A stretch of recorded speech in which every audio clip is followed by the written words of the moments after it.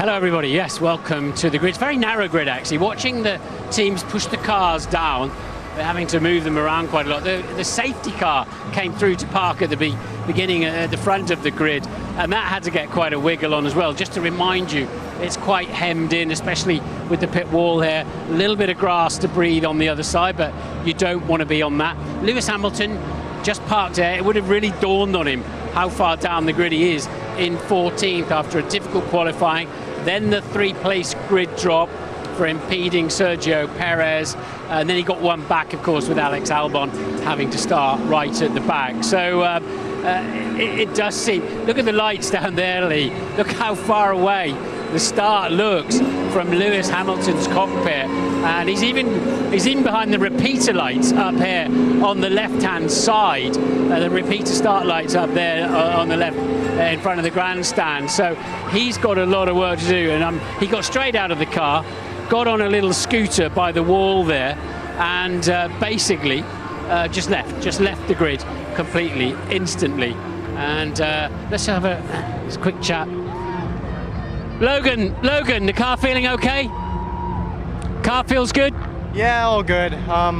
Obviously a big turnaround overnight, but seems like everything's back together okay. Just a couple turns of flap and we'll be good. All right, good stuff. A little bit of front wing he's talking about there, turns of flap. So yeah, look at the Sauber army there lined up behind Lewis Hamilton's car. So we'll wander towards the front, but that's the perspective that there's going on back here, and it's not too long before he's got Daniel Ricciardo to his left, has Lewis Hamilton, and it's not too long before we get to Carlos Sainz. Hi Mark. And we'll keep wandering down. There was somebody else in there I saw I wanted to have a quick chat with, but he's disappeared, so we'll move. And Pat, what did you have to do to get Alex Albon's car legal? Did you have to change any bits or just shave a bit off?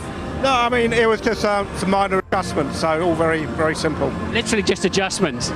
So painful. Yeah, I mean, it's a real shame, really. You know what we got. I mean, the car was definitely too wide, but that's the way it is, you know. And it's such a small amount that it's not a performance thing. So it's just frustrating. We need to do a better job. Yeah, but you can't have any movement on the regulations, really, can you? Are you able to put more of a race setup on, or does it not make any difference? It's the same, exactly the same, so we haven't changed anything. All right, thanks for telling us, for linking to that. Pat Prix of the Williams team, of course. And so here we've got Carlos Sainz on the inside of the racetrack. Now it's just 164 meters from pole position down to the first break. One of the shortest of the year, actually, in terms of the run down to the first corner. And we'll keep heading towards the sharp end of the grid as we wade through the Aston Martins. The Aston Martins here are, let's have a quick word with Jack. They've had a better weekend. Jack, congratulations on your drive next year. You must be chuffed with that, moving to Alpine with the big boys. Yeah, it's amazing. It's something that not only me but my father we've been working towards for a long time, and a lot of sacrifice. I know I'm in a very lucky position, so I'm super grateful for that. I'm going to make the most of it. Yeah, your dad's one of the most competitive people I've ever met in my life. Mick Doohan, obviously 5 times MotoGP champion, and does he push you along?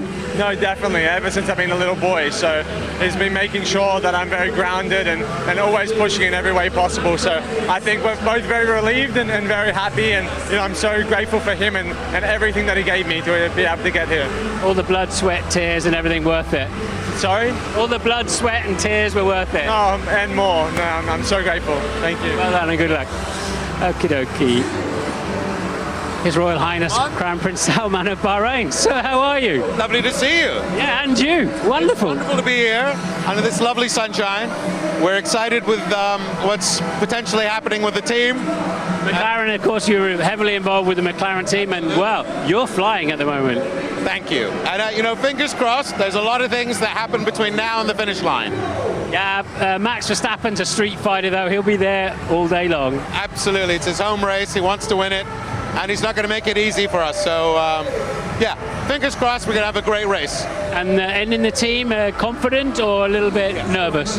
Quietly confident, but feet on the ground. Wonderful. Wonderful to see you again. Good to see you. Right, where are we? Lawrence Stroll. Let's have the boss of... Lawrence, you're going better this weekend. Your cars are going much better this weekend, it seems. Yeah, we seem to have a good qualifying. Let's hope we could do the same in the race. Yeah? What's your thoughts in the race? Some points or some... you think you can get amongst them? I think we're in about the position we deserve to be. Obviously, there's a couple quicker cars out of position behind us. But yeah, to finish as strong as we can up in the points. When does Adrian Newey start with you? I did not say Adrian Newey was starting with me. No, you didn't. I didn't. It was cheeky. All right, see you later. Right, where are we? Well, we're at the second Ferrari. Look at that glorious car sitting there. I could just actually stand and look at that all day. Forgive me for taking a few seconds out to just look at the detail. Look at all the little cutaways, all the flick-ups, all the... you know that every single piece of that is crafted, and there might have been another 5 pieces like it that never quite made it onto the car.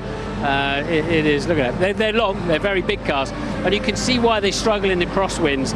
I mean, this is effectively a sail, isn't it? So if you're going through a corner at 140 miles an hour, 220 kilometers per hour, and you get a big crosswind, we've got to get out of the way, Helly, you've got a big crosswind, you can see how much plan area there is there that is going to be affected, especially as you're relying on the air to press the car into the ground as well. So we're going to hear a bit about that in the race, where drivers are saying, what happened there? And their engineer is going to say to them, yeah, you had a gust of wind in that corner. So here we go then. Sergio Perez's Red Bull sitting there. He's had a better weekend, and I think with 2 sets of tyres in qualifying, he might even have been a little bit higher.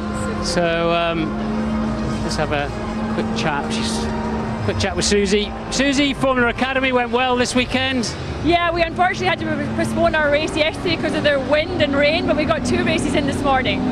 Good stuff. And what's the feeling when your husband's team this afternoon? Well, he was a bit stressed last night. It wasn't a great qualifying, but I'm looking forward to a great race today. I think it'll be close. I think you're right. Good to see you. And mooching along as we do. And there then is George's car, 4th on the grid. He had a good qualifying. I think he'll be hustling. He'll be chasing the gearboxes of the 3 cars ahead of him. And then, of course, you get nearer the front of the grid. And as always, there's like tumbleweed at the back and a million people at the front who want to be seen to be in the right place at the right time, get the right picture. And right, oh my goodness, 2 minutes to the national anthem. I better get down there actually. And Christian, CH. Oh, sorry, I've just been tripped up there. We need to go that way. Good. Can you beat the McLarens? No, we're going to give it a good go. I think the first corner is going to throw everything at it, and then the wind and the conditions are going to be crucial today. All right, good stuff. Give us a good race, and we'll keep mooching along here. Excuse me, gentlemen. We can get through here. Can you make it, Lee? Lee's a former Marine, so they don't tend to get in his way as much as they do mine. Jill Scott, MBE, how are you? Oh my God, I can't believe I'm here. This is the first time I've ever been, and it's incredible.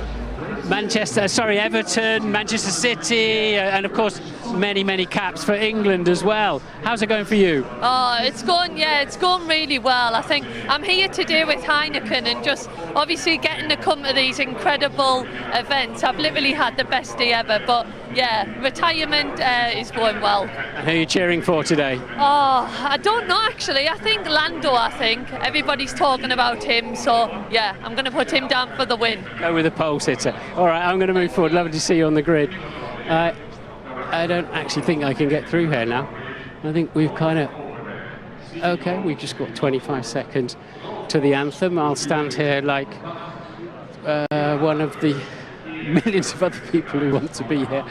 So we can see the drivers lining up. The anthem is 2 minutes earlier today, if you're wondering why everybody's there just that little bit earlier. It's changed the dynamics of what we do. Just a few seconds ago for the Dutch national anthem.